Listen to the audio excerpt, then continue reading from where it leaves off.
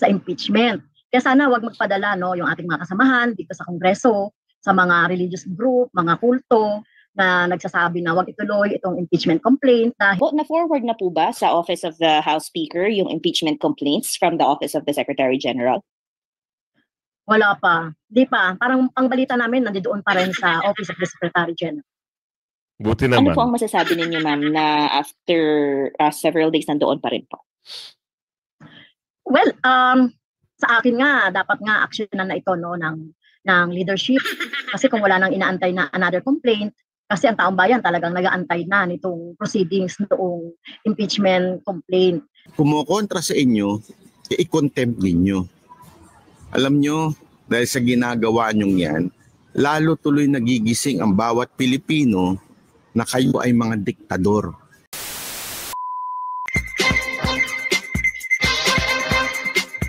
Yes. Good morning mga kasama. Dito naman si Kuya Goods nagbabalik. At syempre kung hindi ka pa nakasubscribe sa ating channel, pa-subscribe na lang po at hit mo na rin yung bell para updated ka sa ating mga video. 173,000 na po tayo mga kasama. At muli, maraming salamat sa walang sawang sumusuporta at sumusubaybay sa ating channel. Ayan. Maraming thank you. At andyan kayo palagi. Luzon, Visayas, Mindanao. Morning. Anong meron ngayon mga kasama? No, matapos ng ilang araw, matapos sabihin kakasuhan ng vloggers, meron hong bumanat. Tahasang nagsalita dito. Ibang klase yung stand ng tao na ito eh. Kaya mamaya, makikita nyo, sa slide na ibibigay ko sa inyo, kung paano bakbakan, kung paano tawag dito, resbakan.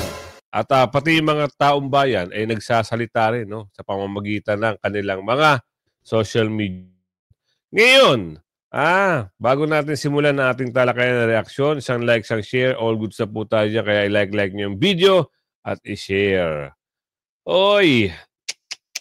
Meron namang pahapyaw ito si Taong Bundok o si Mount Apo, ika nga. Meron naman siyang banat. Mamaya-maya, papasok natin yung slide na yun. At meron ding banggit dito, ilang mambabatas posibleng nag-aalangan na suporta ng impeachment. Raps versus BP Sara, analyst. Ano? Hindi pa kayo magsisitigil?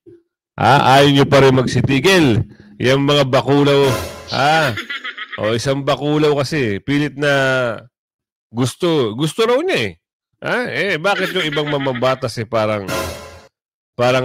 ayaw o nagdadalawang isip? Bakit? Nakakarinig sila na hindi sila susuporta ng mga religious, yung malalaking religious group. Malaking kawalan yun sa isang politiko. Yan ang katotohanan. So ipasok na natin, wag na natin patagalin. Chikadora, pwede mo bang ano ang iyong balita at sino yung matapang na tao na sumupalpal? Sino ba yan? Ipasok mo. Mula ang investigasyon, mas mainam pang magbitiw ka na sa pwesto. Ito ang naging suwestyon ng isang netizen at karamihan ng maraming die-hard Duterte supporter sa 2nd District Representative ng Surigao na si Ace Barbers matapos ang kanyang deklarasyon na paiimbestigahan ang di umunay mga naninira sa kanila at nagpapakalat ng fake news tungkol sa mga nangyayari sa pamahalaan. Nag-trending sa social media ang naging panayam sa kanya ng TV broadcaster na si Ted Filon, kung saan matapang na hinimay-himay kung saan raw ba nanggagaling ang kongresista at kung bakit na lamang ganito ang kanilang pagpupursigi para panagutin di umano ang mga hinihinalang funded raw ng Pogo at mga di umanay nagpapakalat ng fake news sa kahit anumang social media platforms. Sa halip na suportahan, tila tinabla ng maraming netizen ang naging panawagan na ito ng kongresista at overall chairman ng Quad Committee na si Ace Barbers dahil para sa kanila, kung may dapat raw panagutin at totoong nagpapakalat ng maling balita, ito raw ang ilan sa mga miyembro ng Kongreso dahil hanggang ngayon, hindi raw nila maamin sa publiko ang lantarang pagnanakaw ng ilang mga nasa gobyerno. Ayon sa kanya naging full statement, Ace Barber should step back and resign as a congressman. Baka sakaling maisalba pa niya ang sarili niya sa kahihiyan. Baka sakali. What in the world his committee will do to these vloggers or bloggers? Kakasuhan nila ng dahil lang sa naglalabas sila ng opinion or dahil hindi nila mabayaran para kumampi sa kanila? And how he even say na funded ito by Pogo or certain organization para pabagsakin at siraan silang mga politiko. FYI Ace Barbers, matagal na kayong sira sa mga Pilipino. Saka, di ba mga public officials sila? Bakit parang mga balat sibuyas at ayaw tumanggap ng kritisismo mula sa tao? Well, I'm totally agree sa panukalang itigil ang pagpapakalat ng maling balita. Pero simulan muna nila sa kanila. Baka magulat sila ang pamahalaan ang nagsisinungaling sa bayan. Bakit hindi nila sabihin sa publiko ang lantarang pagnanakaw ng mga kapwa nila kongresista? Si Zaldico, bakit ganyan kayaman? Ano yan? Namana? Hindi kami bobo. Yang si Martin Romualdez, may bribery case sa Amerika. Bakit pinagtatanggol nila? Diba sila ang hindi nagsasabi ng totoo sa mga Pilipino? Yang pangingidnap issue ni Liza Marcos, bakit hindi nyo imbestigahan? Yung halos araw-araw na nananalo sa loto, bakit tahimik kayo? And lastly, si Bongbong Marcos, na kahit mga kamag-anak alam na adik, bakit hindi nila ma-debunk? Dahil totoo at may ilan sa inyo ang gumagamit din ito. At baka pag nag-test, marami sa inyo ang magpositibo. Bakit hindi nila sabihin sa tao na ang Pangulo ay lulong? Masyado kayong butthurt. Karamihan naman sa mga nagkikriticize sa inyo, may ebidensya. Tapos, parurusahan nyo, opresyon na yan. Pinipigilan nyo ang tao na maglabas ng saloobin tungkol sa gobyerno. Protected by the Constitution ng freedom of speech. Kaya huwag kayong iyakin kapag kayo ang gustong itama ng taong bayan. Mga feeling superior. Mamamayang Pilipino ang naglukluk sa inyo sa pwesto at sila rin ang magtatanggal sa inyo. Tandaan nyo yan. Ayan. Diba? Ganun lang kasimple. Kung ano yung sinabi ni Chikadora dito, ganun lang ho kasimple yun. Baka, baka meron silang mga gustong talagang targetin. No? Ayan ang sabi dito sa video. Wag ho daw kayong balat sibuyas. Sabi rito. Diba? Kasi kayo ay public servant. Paulit-ulit na sinabi na Supreme Court yan. Kung gusto mo na, na ikaw ay makapag-demanda o ikaw ay makaganti sa mga taong nagsasabing sinisiraan ng mga kagaya nyo, magsipag-resign ho muna daw kayo para kayo ay makapag-reklamo. Pero hanggat nandyan ho kayo, baka ibasura lang ng Supreme Court yung mga sinasabi nyo. Sabi ni Ate Melissa. Sa totoo lang, ganun din talaga ang mga nangyayari. Bakit ang BP? Maraming bumabatik, maraming minumura pa nga ng iba eh. Diba? Minumura pa ng iba. Wala hong statement na ganyan si BP Sara. Pero bukod tangi, sabi ni Ate Ledesma dito, bukod tangi kayo. Kayong pito raw, sabi. Baka talagang talaga yung kutis nila ay hindi pwedeng mabahiran. Ayun na sabi ni Kuya Jomar doon. Tuloy natin. Sinisip na tayo Narito at panoorin ang buong pahayag ng Surigao representative na si Ace Barbers na siyang kinumpirmang tila pa iimbestigahan at magsasagawa ng komite sa Kongreso ang mga kongresista para tingnan ang mga di-umano'y parusang pwedeng ipataw sa mga di-umano'y vloggers na pinaniniwalaan nilang funded raw ng Pogo at sinisira ang gobyerno maging ang mga politiko sa pamamagitan ng pagpapakalat ng fake news. Ilan sa mga netizen umalma. Ted Filon, hinimay-himay ang mga tila proposal ni Ace Barbers na parusahan ang mga vloggers na di umano'y nagpapakalat raw ng maling balita tungkol sa kanila. Representative ng Surigao, nanindigang slander raw ang ilan sa mga remarks ng vlogger laban sa mga ilang politikong nasa gobyerno ngayon. Banat-bay, hindi napigilan ang kanyang emosyon at sinabing mukhang martial law na raw ang nangyayari sa Pilipinas matapos ang panukalang batas na ito ni Ace Barbers. Panoorin ang full video. Panoorin nyo yung full video mga kasama. Para alam nyo, kung ano yung boses ni Banat Bay dito. Ito na. Hay nako, gusto ko lang mag-react dito sa bagong pautot na naman ng Kamara na kung saan ay magkakaroon daw ng hearing tungkol po dito sa fake news at sa mga vlogger na alam mo na, kumukontra sa kanila. Hindi ko lang maintindihan talaga kung sadyang mawalang galang na po Sadya ho ba talagang mga tanga kayo? O baka naman talagang mga diktador na kayo? Bakit po kanyo nasabing tanga? Meron na po tayo sa batas niya, yung Republic 10951, na kung saan, pag isang tao nagpapakalat ng fake news, ay maaari ho siyang makulong. Di ba po? Bakit kung may nakita kayong mga nagpapakalat ng fake news, hindi nyo na lang idemanda? Bakit kailangan nyo pang ipatawag, i-hearing? Ako alam ko lang isang dahilan kung bakit gusto nyo gawin ito. Para mabilis ang proseso na makulong kagad. Kasi pag kinontra kayo, ipinakukulong nyo na kagad. O kaya pag hindi nyo nagustuhan yung sagot, ipinakukulong nyo na kagad without due process. Tama. Sa tingin ko, yan ang gusto ninyong gawin. Pag kumukontra sa inyo, i-contempt ninyo. Alam nyo, dahil sa ginagawa nyong yan, lalo tuloy nagigising ang bawat Pilipino na kayo ay mga diktador. Yun! Na kayo ay sinusubukan ninyong i-control ang buong Pilipinas. Mahiya naman po kayo dahil yan po ang pinaglaban ng ating mga bayani. Di ba? Kakadaan lamang po ng Rizal Day.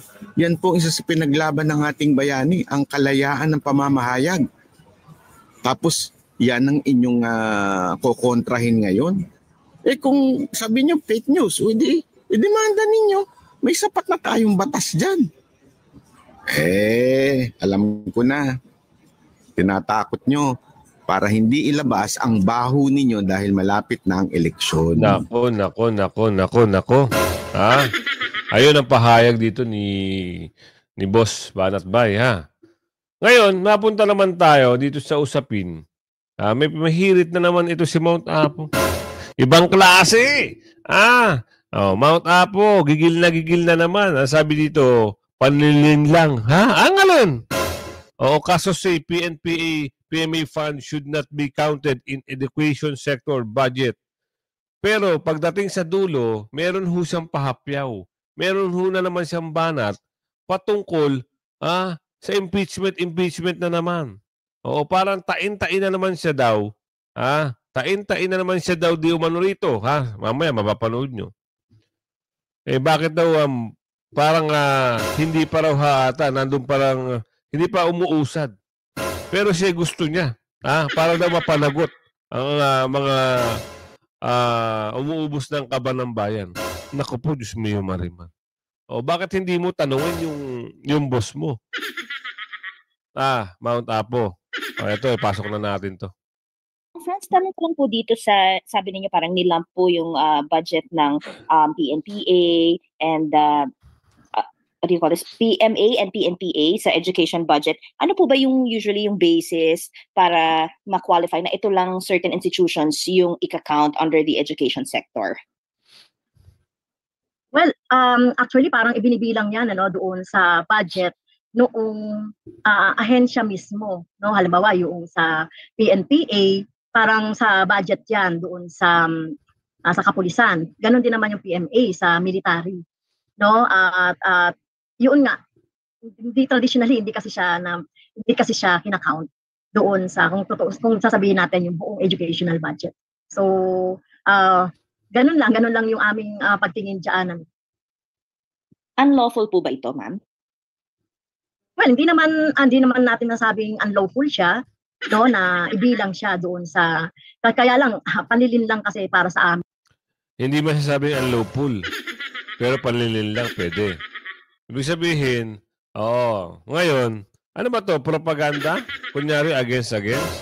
Oo. Tapos mamaya pahapyo mo, patungkol na kay BP Sara. Ganun lang kasimple. Hindi naman papayag ng sambayang Pilipino. Hintayin na lang natin yung pag-uusap doon sa hearing sa Davao. Sabi ni ating Jessica dito. Kuya Goods, malapit na yan. Malapit na. Konting kembot na lang talaga. Yan ang kagustuhan ng ating mga kababayan. Oo. Ito'y naging boses eh. Parang sila ngayon gumagawa na naman eksena, sabi ni Kuya Marvin. Eksena na naman ito. Kunyari, against sila.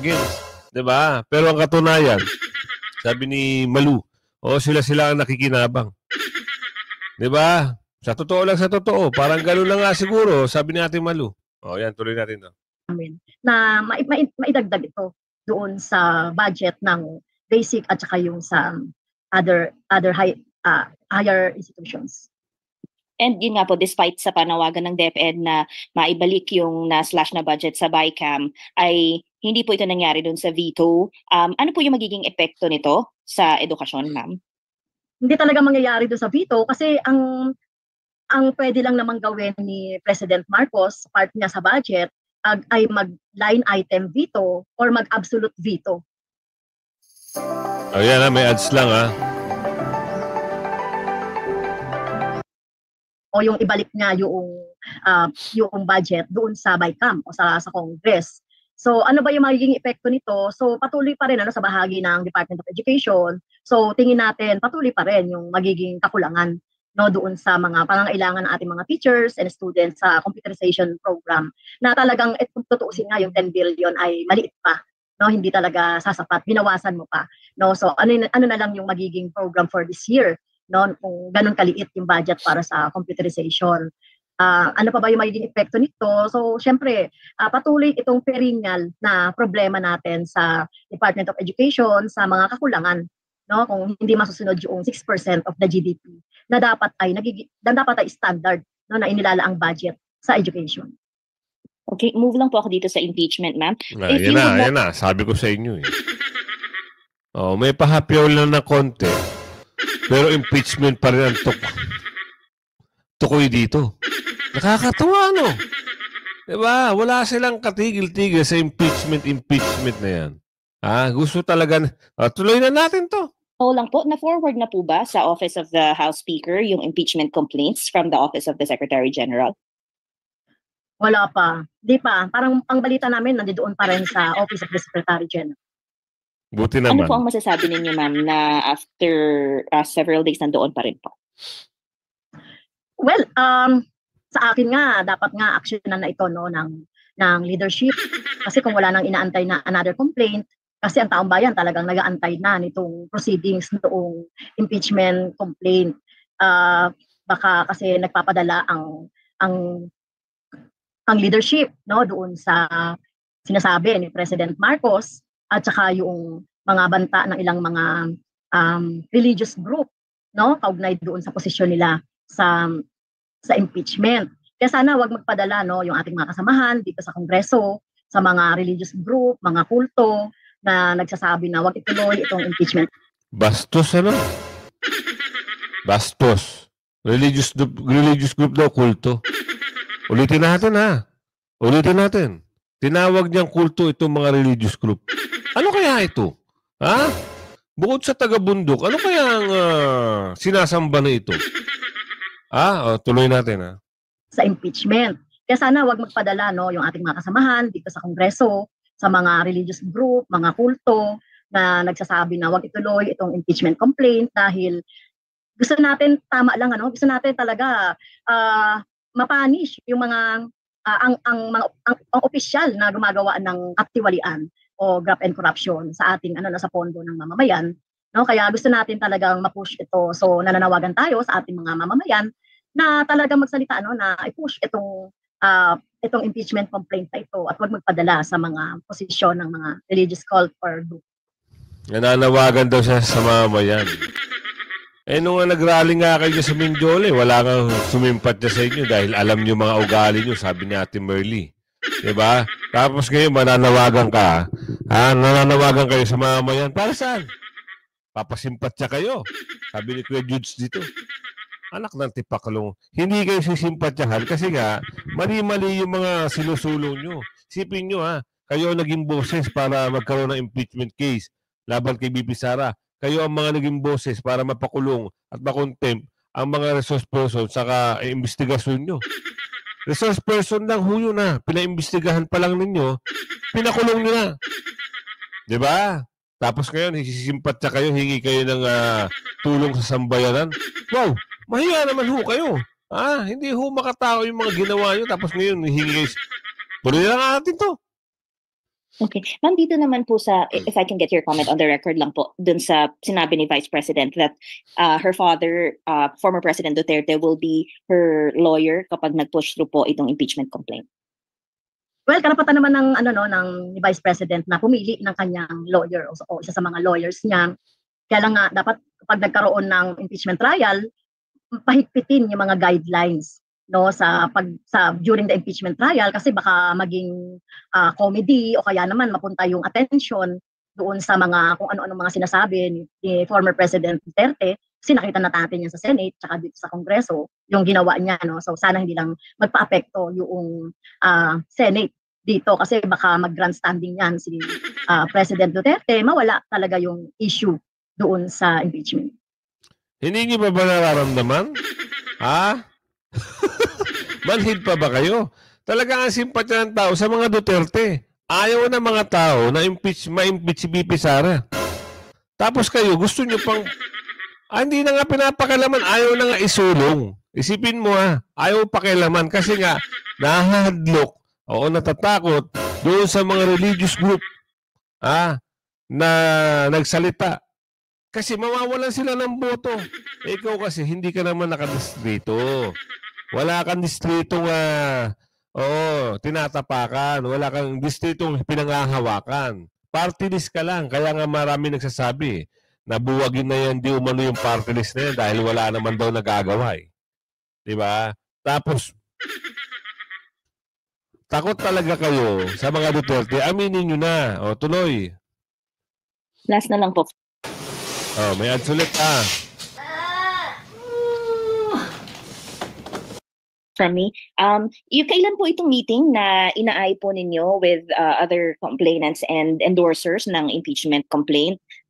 And ano po yung parang target pag-usapan? Yes, ito, January ang target natin bago yung iniisip namin na big move for the support of impeachment. So kailangan na magkaroon ng isang effort, kailangan na magtulungan para ma-push din si President Marcos doon sa kanyang para mabago yung yung Nako. Mukhang may mahuhuli sa isda. Ulitin natin January ang target. Target nyo rin sabi ko na sabi ni Ate Genevieve dito, sabi na namin meron kami na amoy na hindi maganda Parang may target din. Tama ba? Ulitin natin Parang target din nila. Kung sino nakaupo ngayon di umano. Baka muntik mahuli. Ma-push din si President Marcos doon sa kanyang para Teka lang ito yun May sinabi siya dito muntik na madulas So ito January ang target natin bago yung iniisip namin na big move for the support of impeachment. So kailangan na magkaroon ng isang effort, kailangan na magtulungan para ma-push din si President Marcos doon sa kanyang para mabago yung yung pananaw ni President Marcos dito. At syempre may tulak din yung leadership. Okay. Akala naman namin target nyo rin kung sino nakaupo.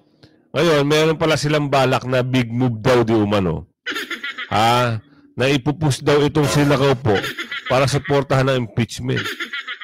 Gawin nyo nga para magkaalaman, sabi ni Kuya David. Ang tagal naman. Di ba?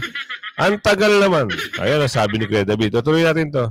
Ng Kongreso na ituloy itong impeachment. Ito na, January bago yung aming move, yung big move namin. Siguro second or third. Pag-resume na po ng session or even before po? Well, pag-resume na ng session. Okay, and then last clarification, wala pa pong pumipirma doon sa campaign, signature campaign? Wala pa. Pledges lang. Mga pledges lang. Pero nag-aantay pa kasi sila ng decision ng kanilang mga parties. Okay, thank you po. Narinig nyo. Pledges lang. Ibig sabihin, nagdadalawang isip itong mga bakulaw, kung pipirma sila dito sa hinain ni ito ang taga Mount Apo. Ano na ba sagot dito ng isang ano sagot dito sa isang interview dito? Bakit daw nag-aalangan yung ilang mga mambabatas? Bakit nga? Yan ang aalamin natin dito sa usapin na ito.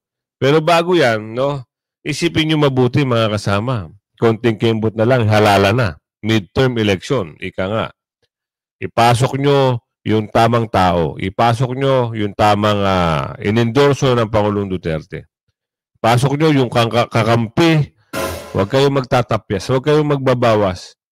Dagdagan nyo ng 2. PDP line, isama nyo si Doc Willoong at si Doc Richard Mata.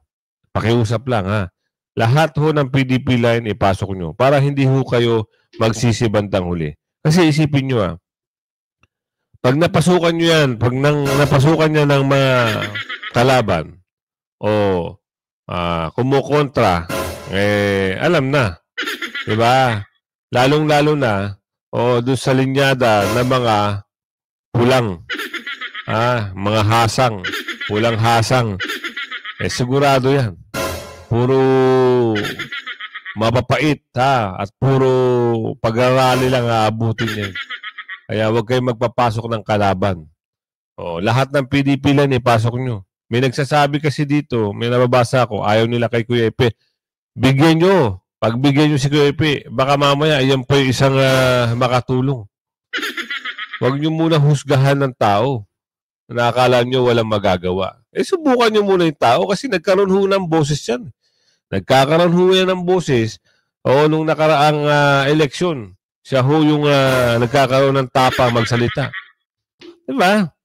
Yung iba naman kasi nadadala kayo sa emosyon nyo porket artista Alamin nyo muna, wag ho kayong magpadalos-dalos. Hindi porket mga artista yan, katulad na ng iba yan.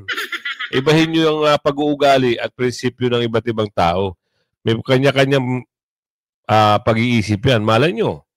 Diba? Siya pala yung katuwang ni Senador Marcoleta. Kaagapay ni Senador Bongo. Suporta ni Senador Bato. At lahat ng PDP line. Senador Marcoleta, Senador Bongo, Senador Go, Senador Bato, Vic Rodriguez, Chabit, Pastor Kibuloy, Willie Ong, Richard Mata, Kaipe, sino pa ba? Yung dalawang senador. Diyos mio, hindi ko matandaan lagi yung dalawang senador na yon. Ano na lang, JB Hinlo ata yun, Hinlo. At pasensya na eto na, ituloy na natin to. Bakit ano ba yung pag-uusap dito? Bakit nag-aalang ang suporta ng impeachment? Ito na. Tumating siguro din on the part of the lawmakers.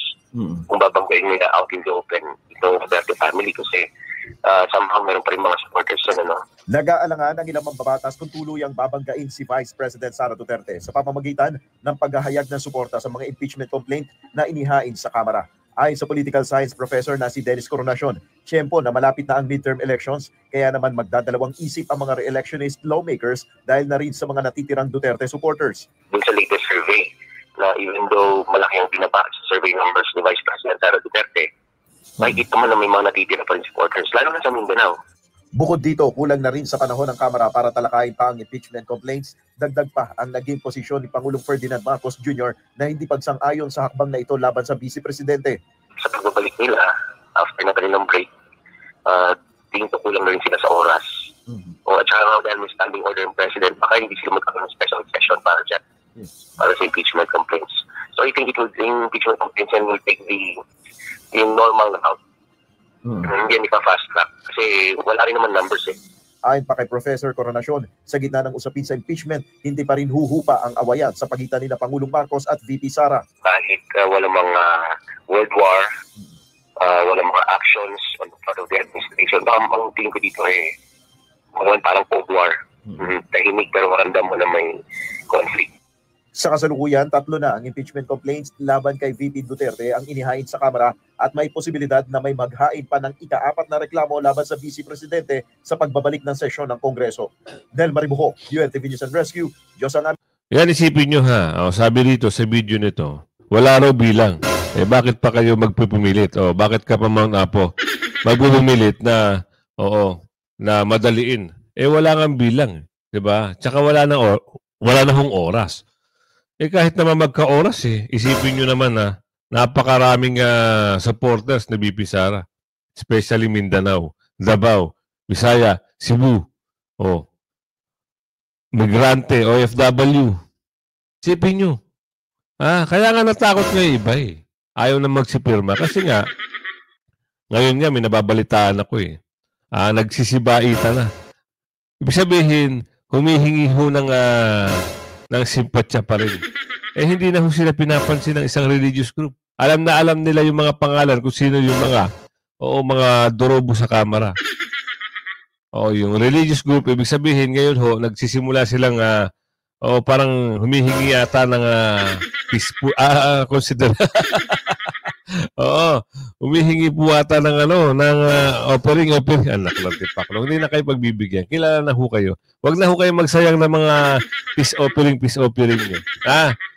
Lahat ho na mga nakasulat yan Nakasulat na ho kung sino-sino yung mga dorobo niya sa Kamara. Doon sa mga gusto daw magpaalalay sa isang religious group.